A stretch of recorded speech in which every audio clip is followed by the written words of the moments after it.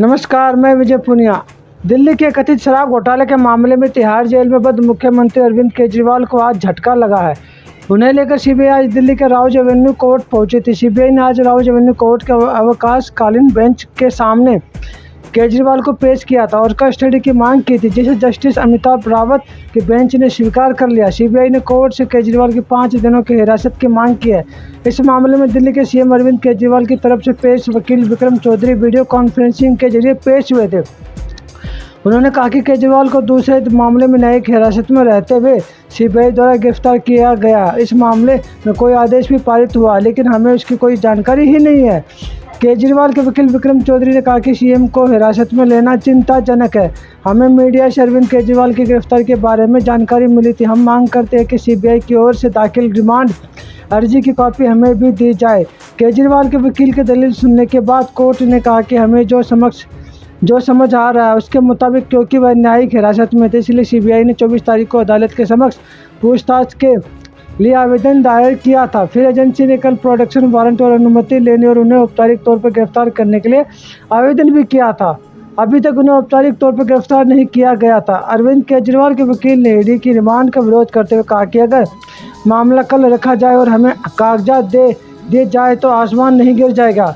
Court ने केजरीवाल के वकील से कहा कि चूंकि उन्हें औपचारिक रूप से गिरफ्तार नहीं किया गया है, कार्रवाई कहां से शुरू होगी। केजरीवाल के वकील ने फिर कहा, आप हमें आवेदन दाखिल करने दीजिए, हमें जवाब देने के लिए समय दीजिए।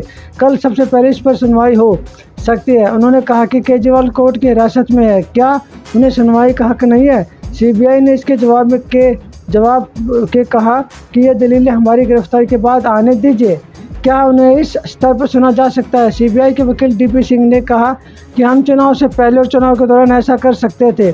हमने इतने समय तक इंतजार किया, फिर हमने उससे पूछताछ की है। उनका कहना है कि यह दुर्भाग्यपूर्ण है। हाँ, यह दुर्भाग्यपूर्ण है कि पॉलिसी अधिसूचित होने से पहले ही आप दावेदार तलाशने लगते हैं। दिल्ली की राजनीतिक व्यवस्था ही इस काम में संलिप्त रही है। इसका विरोध में आज देश के पार्लियामेंट में आम आदमी पार्टी के जो सांसद जीतकर आए, उनको लेकर संजय सिंह ने पार्लियामेंट के अंदर केजरीवाल को रिहा करने को लेकर नारेबाजी की और कहा कि ईडी सीबीआई का दुरुपयोग कर मोदी सरकार द्वारा की गई लोकप्रिय मुख्यमंत्री अरविंद केजरीवाल जी की साजिशन गिरफ्तारी के खिलाफ आप सांसदों ने संसद परिसर में किया विरोध। इसके अलावा संजय सिंह ने जो आरोप लगाए हैं वो सब आरोप देखे इन वीडियोज़ को। इस वीडियो के अंदर आपको संजय सिंह पूरा बखान कर रहे हैं और अरविंद केजरीवाल को रिहा करने की मांग भी कर रहे हैं।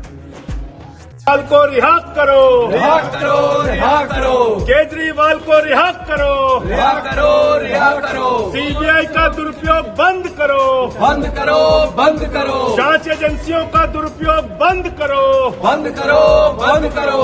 केजरीवाल को रिहा करो, रिहा करो, रिहा करो।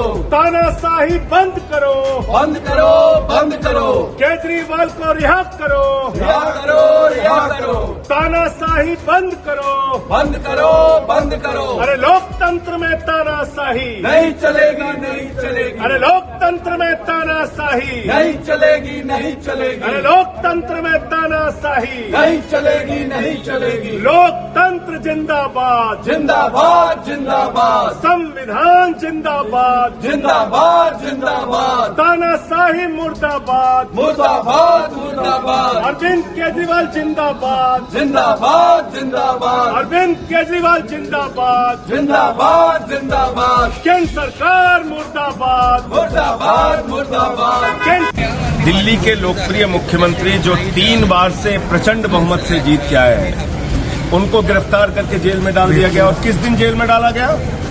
जब सुप्रीम कोर्ट से उनकी जमानत पर मोहर लगनी थी, जब सुप्रीम कोर्ट से उनके छूटने की पूरी संभावना थी, उस वक्त केजरीवाल जी को सीबीआई ने गिरफ्तार कर लिया। ईडी कोर्ट ने उनको जमानत दे दी। तो मैं समझता हूं कि ये एक तानाशाही का बहुत बड़ा उदाहरण है और भारत के प्रधानमंत्री को जांच एजेंसियों के दुरुपयोग के ऊपर बोलना चाहिए, इसको रोकना चाहिए, अरविंद केजरीवाल को रिहा करना चाहिए। इस मांग को लेकर आज हम लोग यहाँ पर इकट्ठा हुए हैं, अपना प्रोटेस्ट दर्ज करा रहे हैं और राष्ट्रपति जी का हम पूरा सम्मान करते हैं, लेकिन राष्ट्रपति जी का जो अभिभाषण होता है वो सरकार का लिखा हुआ भाषण होता है। उस सरकारी भाषण में वो लोकतंत्र को लेकर बड़ी बड़ी बातें कहेंगे, उस सरकारी भाषण में वो संविधान को लेकर बड़ी बड़ी बातें कहेंगे, लेकिन जो सच्चाई है जमीन की, पूरे देश में भारत के संविधान और लोकतंत्र को कुचला जा रहा है। झारखंड के मुख्यमंत्री रहे हेमंत सोरेन जी को गिरफ्तार करके जेल में डाल दिया।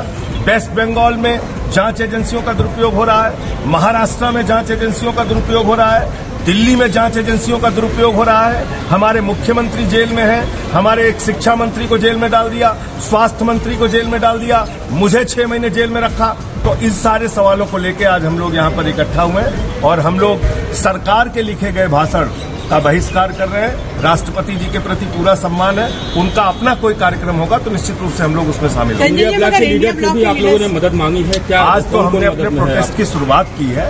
अब इंडिया ब्लॉक के भी नेताओं से बातचीत हो रही है और उनके समर्थन से भी इस आवाज को आगे बुलंद किया जाएगा। जुर्म, अत्याचार, जाति की इंतहा हो गई है।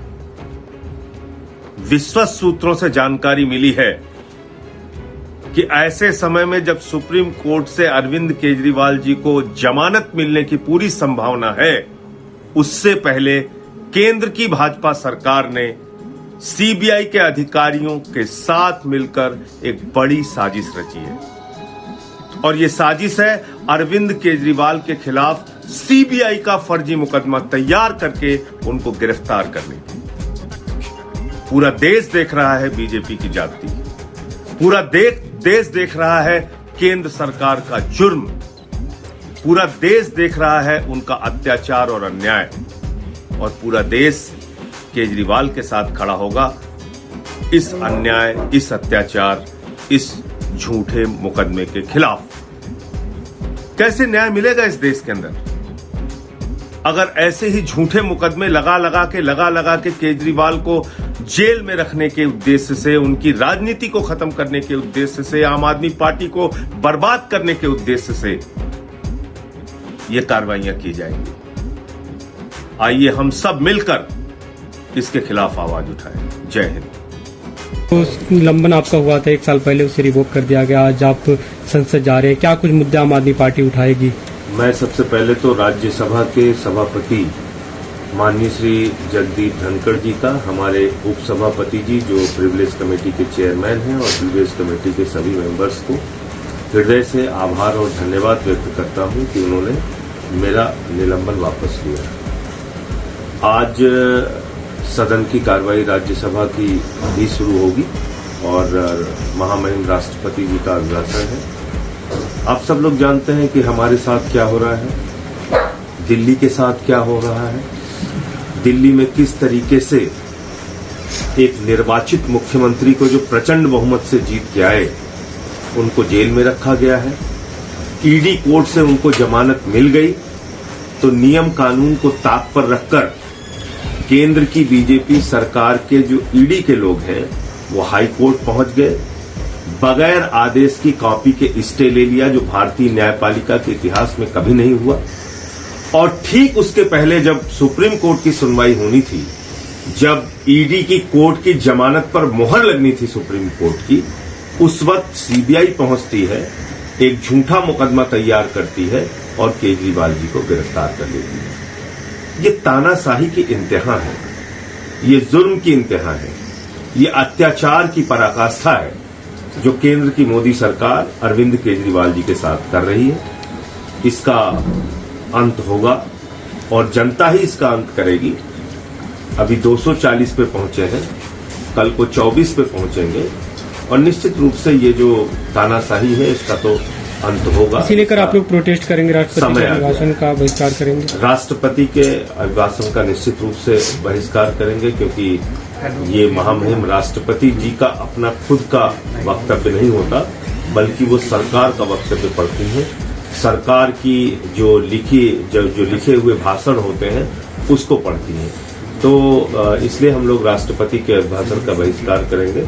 जब राष्ट्रपति जी स्वयं कुछ अपनी तरफ से बोलेंगी, कहीं कोई उनका खुद का कार्यक्रम होगा, उसका बहिष्कार करने का प्रश्न नहीं है, उसमें तो हम लोग जरूर शामिल होंगे। प्रदर्शन का भी कार्यक्रम आप लोग प्रोटेस्ट करेंगे? लेकिन अगर आज आप देखेंगे तो सरकार की ओर से बड़ी बड़ी बातें कही जाएंगी, लोकतंत्र की मजबूती का दावा किया जाएगा, संविधान की रक्षा का दावा किया जाएगा। तमाम झूठी बातें सरकार लिख कर देगी और इसलिए जो केजरीवाल की गिरफ्तारी है उसके विरोध में हम लोग राष्ट्रपति के अभिभाषण का विरोध करेंगे। संसद परिसर में प्रदर्शन भी आप लोग करेंगे? हाँ, निश्चित रूप से करेंगे और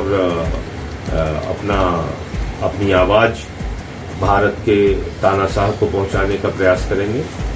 दो मुख्यमंत्रियों को आपने जेल में डाल रखा है। एक झारखंड के पूर्व मुख्यमंत्री हेमंत सोरेन जी जेल में है, दिल्ली के मुख्यमंत्री अरविंद केजरीवाल जी जेल में है, मनीष सिसोदिया जी जेल में है, सत्येंद्र जैन जी जेल में है। मैं तो पूछना चाहता हूं मोदी सरकार से, क्या अंत है आपकी इस तानाशाही का?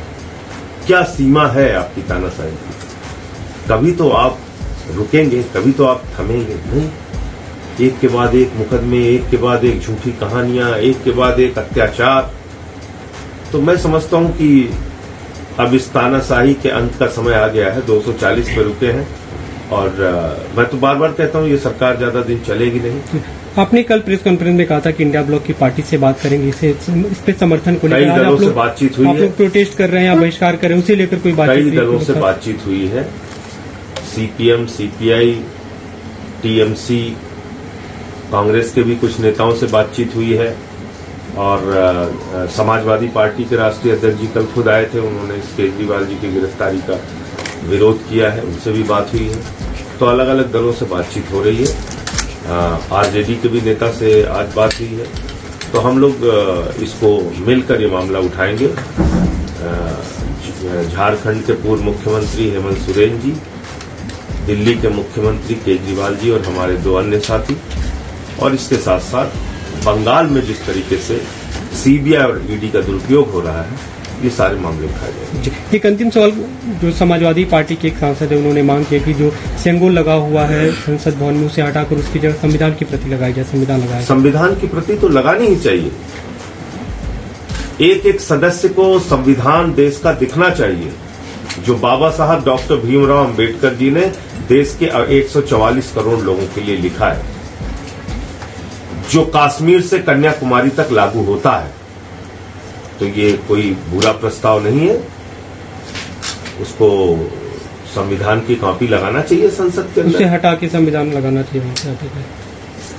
हटाइए या न हटाइए, संविधान की एक बड़ी प्रति लगाइए। और आपको पता ही था कि किस तरीके से ये धार्मिक परंपराओं के विरुद्ध भी ये लाके इन्होंने राजदंड लगाया था वहां पे। इनको दंड तो मिला, थोड़ी कमी रह गई और आगे दंड मिलेगा।